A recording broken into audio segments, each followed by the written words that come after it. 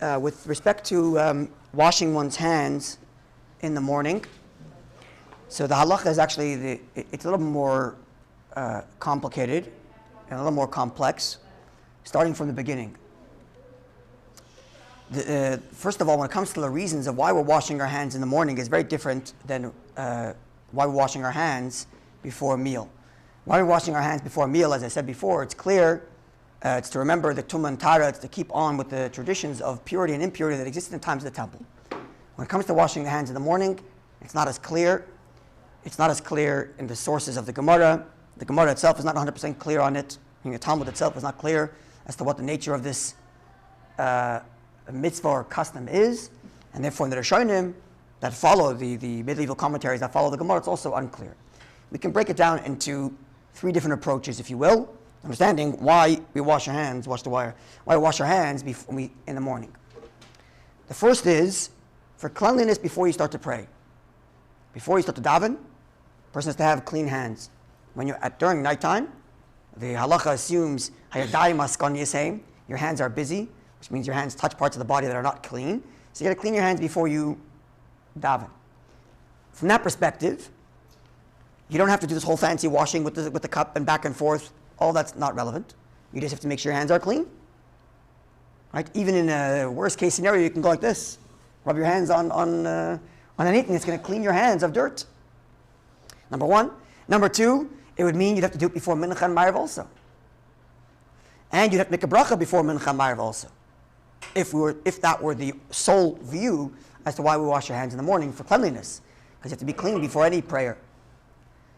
But there are two other reasons, which if you want, you can make them into one that break down into two. One is from the Zohar, one is from the Rashba. And their reasons, the reason why I'm putting them together is because they're both spiritual in nature that's related to the morning specifically.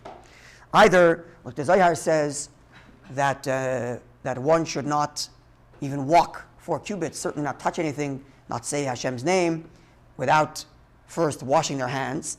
And in order to, because of a ruach ra, a negative energy that rests on a person while he sleeps, and when the person wakes up, the negative energy leaves him, except for on his hands, and he has to rid his hands of that negative energy. And because this is a spiritual thing, it's not a question of physical cleanliness, as the first opinion was, so it has to be done in a spiritually activating way.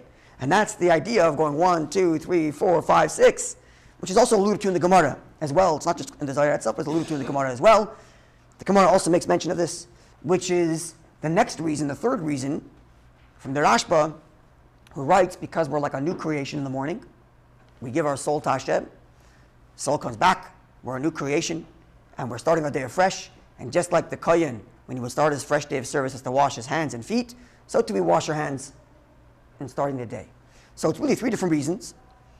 A, for cleanliness, B, which is not unique to the morning, or B and C, both unique to the morning, but slight variation on the nature of the spiritual cleansing or purity. The Rabbi discusses, is it holiness, is it purity? It's a beautiful sikha. The Rabbi discusses that, what do you think the nature of this morning ritual washing is. But the B and C, both are unique to the morning specifically, either because there's a spirit of impurity that has to get removed from the body, from the hands specifically, or B, because you're a new creation, you start your day by washing your hands, like the Kohen who starts his day in the service of the temple washing his hands.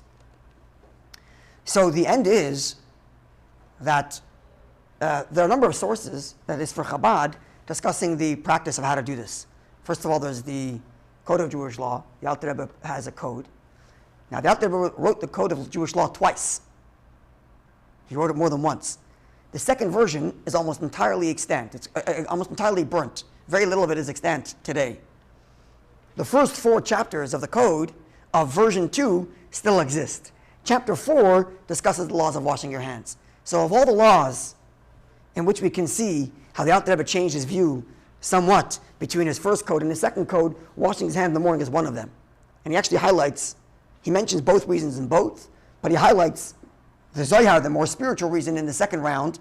In his second version of the Code of Jewish Law, he highlights more the spiritual reason, the Zohar specifically, whereas in the first version he highlights the Rashba and the Rosh, the other 2 reasons. We don't know the balance of the second portion for anything else. Correct. But in very few cases do we know how the Alter Rebbe would have. It's clear just from those 4 that in the second version, the Alter Rebbe went more Kabbalistic than he did in the first version of the Shulchan. That's clear just from these four and Simanim. And it comes out in this, how we understand washing your hands in the morning, where in the first version, the Alter Rebbe really highlights the Zohar. And the second version, the Alter Rebbe really highlights the Zohar, the Kabbalistic reason. So in addition to those two sources, you have the Alter Rebbe's Siddur. The Alter Rebbe's, I mentioned this before, the Alter Rebbe wrote a Siddur, and in the Siddur he has instructions of what to do, including how to wash your hands in the morning. There's that. And then along with that, you have customs that emerged in Chabad over generations, compiled in the Rebbe's book of Menhagim and other areas where the Rebbe discusses Chabad custom. So compiling all this together, this is what we're going to demonstrate today. The bottom line is, we want to cover all views. But you can only make a bracha when you're covering all views. But this is the halacha. The halacha is whenever you're in doubt as to what to do, you do the action without the bracha. So if I'm not sure I'm supposed to put on tefillin, no bracha. Whenever you're in doubt as to whether you should do something or not do something, you do it without making a bracha. Because you don't want to, God forbid, take God's name in vain. So in the case of washing my hands before mincha, I don't make a bracha. Because according to the Rosh, which says the reason for washing your hands is for cleanliness before you pray, so before mincha you also have to have clean hands, he would say go ahead, wash your hands and make a bracha.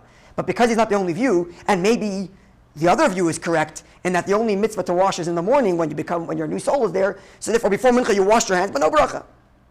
Which means in the morning also, you can only make a bracha when you have all opinions covered. Which means, as follows. So first of all, the custom is that we wash our hands by our bedside. Because as I mentioned before, the Zohar says, one shouldn't even walk 4 cubits without having washed our hand. So you got to wash your hands right away there. Now you may not be obligated at that point to wash your hands according to the other views, because you haven't gone to the bathroom yet, and for other reasons, why you may not be obligated at that point, so no bracha yet. But you're washing your hands at your bedside to cover the Zohar. Because of that, we're a little more lenient on that washing, and you have to do the 3 times, 1, 2, 3, 4, 5, 6, but not necessarily holding a towel and all the rest of it, as we'll see, because we're just covering the Zohar, which allows us to walk out of our bed more than 4 cubits, as per the Zohar's instruction not to do so unless you have washed your hands 1, 2, 3, 4, 5, 6. Which means, the reason for the alternation versus the other way? because that's the spiritual counteraction to the spiritual negative energy. Other than that, I can't really tell you anything, because I live in the physical world. I'm just reading what the book says about the nature of the spiritual energy. Now, additionally, okay, so now you wash at your bedside, 1, 2, 3, 4, 5, 6. That way you can walk out of your bed. That way you can go to the bathroom. You get dressed, you wash your mouth. The Shulchan Aruch out there mentions that you should wash your mouth, so which means brush your teeth in modern parlance. And then you go and you're dressed, you're ready to say your brachos. And at this point, because you've gone to the bathroom and you have to get ready for davening, so even the other view says you have to wash your hands now. So at this point, all opinions agree you have to wash your hands, which is why now you're making a bracha. When you're already dressed, ready to make brachas. When you've gone to the bathroom already and you washed your mouth, now you're ready to make a bracha and you're washing your hands. Now, because, as I mentioned before, the washing your hands in the morning is not as clear cut as the washing your hands at a meal, which is for purity and impurity. So because the washing your hands at the meal is for purity and impurity, there are certain halachas that are very clear. For example, you have to pour the water using the power of a hand, not the sink, let's say. It has to come out of a cup from a hand. But if all you're doing is washing your hands for negative spiritual energy, or if you're washing your hands for, because you're like the kohen, not negative spiritual energy, you have to do 1, 2, 3, 4, 5, 6. But let's say you're washing your hands for cleanliness. You don't need that. You don't need a cup. You can wash your hands in a sink. If you're washing your hands, even because you're like a kohen starting a new day, you may not also need to have the cup. And you certainly don't necessarily to have 1, 2, 3, 4, 5, 6. And maybe you don't have to be worried about your nails being perfectly clean. Sorry? They didn't. There was a tap and they put their hands like this, right? So they didn't need that. And you may not even have to be worried about your nails being clean and having no chatzitza. But nonetheless, for whatever reason, the Alter Rebbe writes in the Siddur that one should, in the afilu la'akev, which means even in the second instance, you should not rely on the leniencies that allow you to not keep up the standard of how you wash your hands by a meal in the morning. Keep all the standards, which means, and he lists, make sure you're using a cup to wash your hand, not the sink. It's coming from a human hand that's actually pouring it. Don't touch the wet washing cup as you wash the other hand, which means as you go back and forth like this, you've got to have a towel. Makes it much more complicated. That's what he says. And make sure your hands are clean with nothing that causes a barrier between your hands and the water, which means make sure your nails are clean. And all things that render your washing by a meal invalid should be considered as invalid when you wash your hands in the morning, which is clean water, having the cup, washing with the towel, making sure your hands are clean. All of those laws we discussed before apply to the morning. All those laws apply to the morning, as per the Alter Rebbe's instruction to be more stringent, with two exceptions, and that's what we have to demonstrate here. Number one, whereas before the meal you're doing 1, 2, 3 on each hand, for whatever reason, because you want to get rid of even the impure water, whatever. In the morning you're going 1, 2, 3, 4, 5, 6, going back and forth, b'sei rugin, you're going back and forth because that's the way you counteract the negative spiritual energy, which makes your towel holding a little bit more complicated, and I'll demonstrate to you how I do it. And then you can follow suit. That's one difference. From the siddur, what's in the Muslim? Yes, the siddur, right? וגם שלא יליגה ביד הנטולה בלחלוך השמיים שעל פי הכלי שנטמע בנגיס יד שאין נטולה. And he concludes, צריך לזהר מדבר מהחץ, וכל דבר פייס מונטס ידיים לסדר, לפי שכל נטילה פסולה לסדר, אין לברך לה בשחר. Because he wants to make sure you're getting the bracha according to all opinions, therefore he's making you keep all the stringencies. Otherwise it becomes a question of, maybe there's one opinion that says you shouldn't be making a bracha now. So he makes you do all of them. So exception number one is that you're doing staggered washing rather than 1, 2, 3, 1, 2, 3. That's exception number one, difference number one. And difference number two is when you make the bracha and how you make the bracha. Why that is a little complicated, but we're going to leave it alone. We're just going to talk about the practice in and of itself. When we washed our hands in the morning, we mentioned that you catch a little bit of water in your left hand, make the bracha, and you rub your hands together while it's against your heart. And then you dry your hands after. But the bracha should be made before you, or as you are, when you begin to rub your hands together. That's when you're making the bracha, as you begin to rub your hands together, before you will rub your hands together. In the morning, this is the way it says it in Sefer Manhagim, in the CHABAD book of customs. Here it says that after the person dries his hands,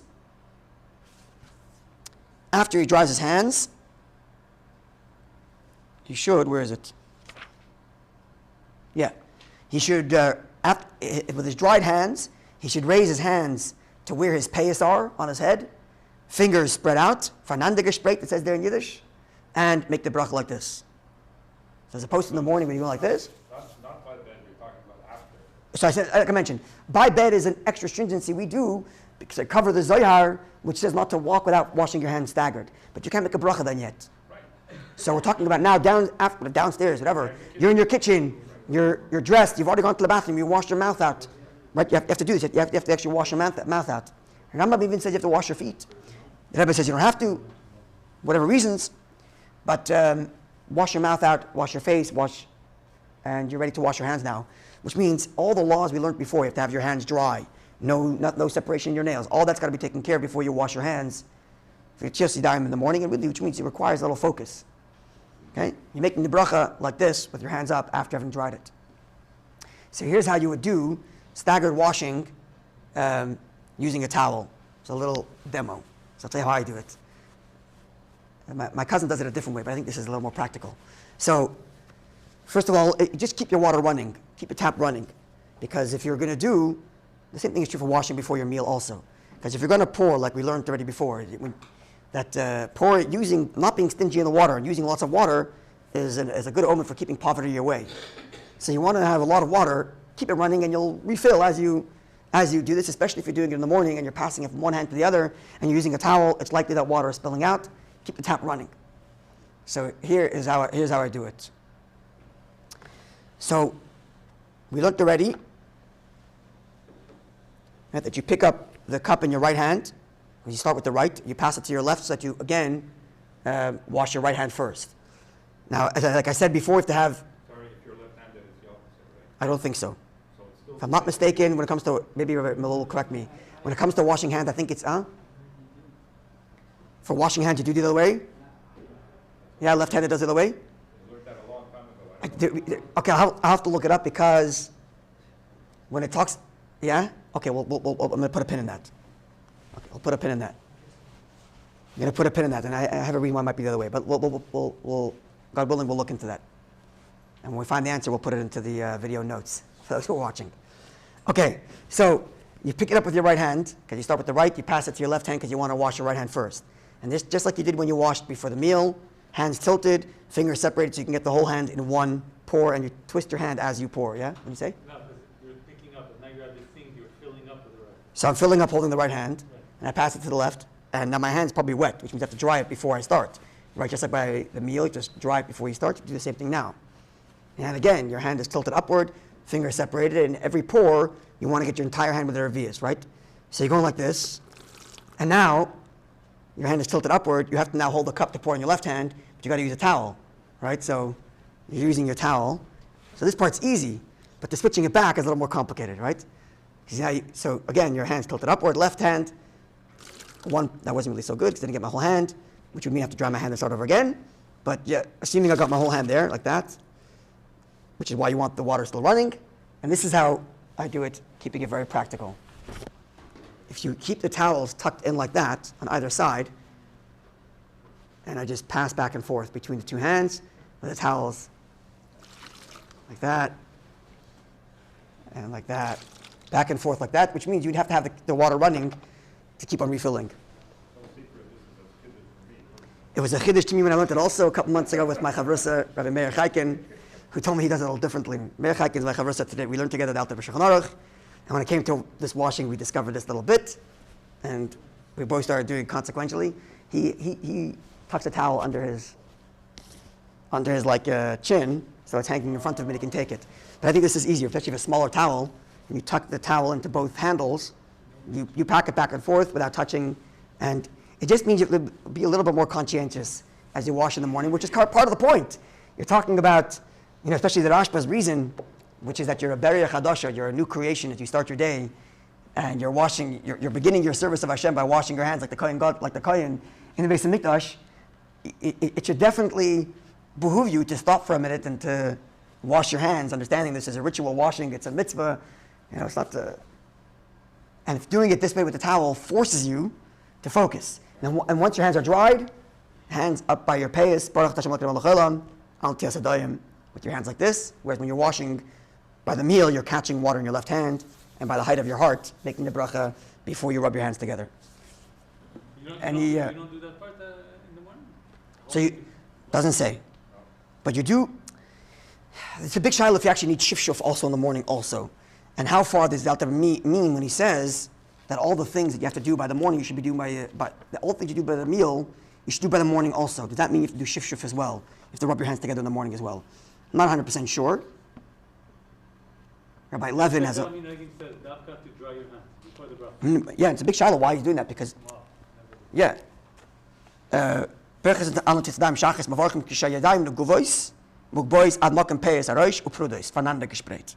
That's the exact quote.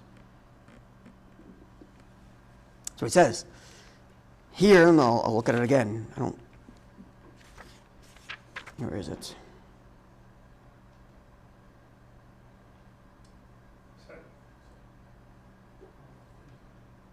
I don't know if there's shifshuf by the daytime. It doesn't seem like there's shifshuf by the morning.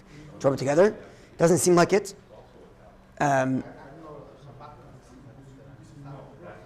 This is do what? Shifshuf. Yeah. So it doesn't say here shifshuf anywhere, and it says to make the bracha with your hands like this. When it comes to the meal, you're doing shifshuf because you're supposed to make a bracha always before you do the mitzvah, right? Now, you can't make the bracha before you wash your hands because your hands are still impure. They're still tamei. Now, once you finish washing, now your hands are pure, you've already done the mitzvah. So therefore you do it before you rub your hands together. That's how it is by the meal. But by the morning, you just finish saying, as per Sefer Manhagim, that you make the bracha with your hands raised after it's dried. So how do you do the bracha there before you start it? Okay, good question. There's lots of discussion. Rabbi Levin has a whole discussion on this. Rabbi Levin from the library, who put together the Shulchan Aruch with all the footnotes. He has a whole sefer on this, and as a section in one of his svarim discusses this. But at the end, this is the custom and the practice of how we are to wash our hands, both for the meal and for the morning. Any questions? Clear? In the morning one, Hopefully you learned something new and can upgrade our mitzvah to doing it. morning one, don't you also have to say Asher Yatzar after Netilas Yadayim? So once you do that to Yadayim, you can go through the rest of your brachas, Asher Yatzar, and all the rest of your brachas, yeah. Okay, thank you all for joining. I think we're about ready for Ma'ariv.